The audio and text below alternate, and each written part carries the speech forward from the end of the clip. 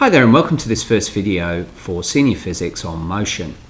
In this video we're going to be looking at scalars, vectors and the terms which are associated with the motion that we'll be looking at. Okay, so let's first explain the difference and define the differences between scalars and vectors. So any quantity that we have will have two types of values. Those two types of values will be a scalar value or a vector value. So what we want to do is to describe what each of these values happen to be. Now a scalar quantity is basically any quantity which basically just gives a magnitude or a size. For example, if I was to say that apple weighs 300 grams, that is a magnitude. It doesn't tell me any more. 300 grams is all it is, and as a result that's all the information that I need. Now when we come to a vector, what a vector does is it includes the idea of magnitude and size, but also includes the idea of direction. For example, a car was traveling at 3 meters per second. Now 3 meters per second gives me the speed, but it doesn't give me really where the car was going. Now if I then said the car was traveling at 3 meters per second down the road, I've got a direction. Or the car was traveling at 3 meters per second in a westerly direction. I've now got more information which allows me to explain where that car is going. As a result, these vectors allow us to say where a certain variable is being applied, and it allows us to join vectors together so that we can get an overall. And so we have to understand what is a vector quantity, because often if we're then asked to find that quantity, the result is that you have to do two calculations. The two calculations being calculating the magnitude as well as calculating the direction. A lot of students find that difficult and forget the idea of putting in direction.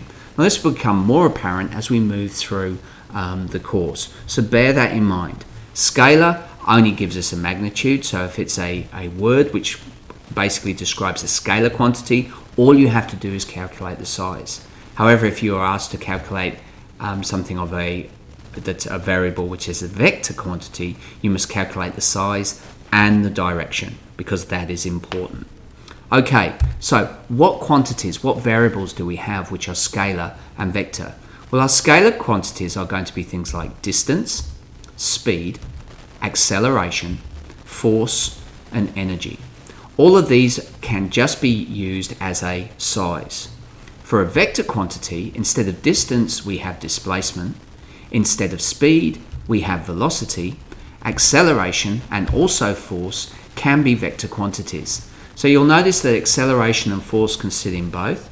So we can have acceleration just as a size, or we can have acceleration as a size and a direction. Likewise with a force. Force can be just a scalar quantity, basically a size, and a force can also have a vector quantity where it's also got a direction linked on it. For example, when you're pushing a mower, you'll exert a force, but it will be at an angle. That direction is very, very important. You pick up a heavy cricket bag or hockey bag between two people, the force acting on the handles is very, very important. You try and lift the hockey bag up, straight up, then the result is you're going to actually increase the amount of force that you've got to put in to lift it up. Get two handles at an angle, the result is you decrease it. So those are the sorts of things that we'll be looking at when we start working with these ideas of vectors. So now what I'd like to do is to basically run through some of the terms, definitions, units and symbols that we use for some of the motion unit terms that we're going to be looking at. So here's an example of the various motion terms that we're going to have. We've got displacement, distance, speed, velocity and acceleration. Those are going to deal with all our motion units. Now you can see they've got specific symbols. Those symbols basically are the symbols that you would see in a lot of the algorithms or equations that we're going to be using. The key thing I need people to understand is their definitions. By understanding the definition, then the result is that we can apply that to our calculations and our problem solving. Now distance is given the symbol d and is measured in units of meters. The definition is basically how far it moves. However, displacement is going to be a vector. It's given the symbol s. It has a unit, again, of meters, but it's also going to incorporate not how far an object moves, but also its direction. Speed is given the symbol v or u. U often is the initial speed, v is the final speed. In some countries you'll see v have a little subscript, vi or vf.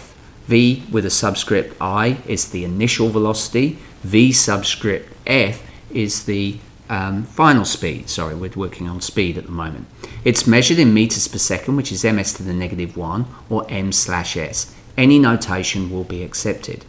Now the speed is literally how fast an object moves. Velocity has the same symbols and the same units, but again there's an idea of direction. Now acceleration basically is given the symbol a. Its units are meters per second squared, ms to the negative 2 or m/s/s.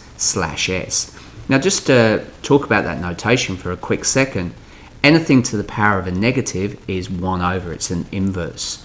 So hence you can see that ms to the negative 2 means that we've got two time components which are put together.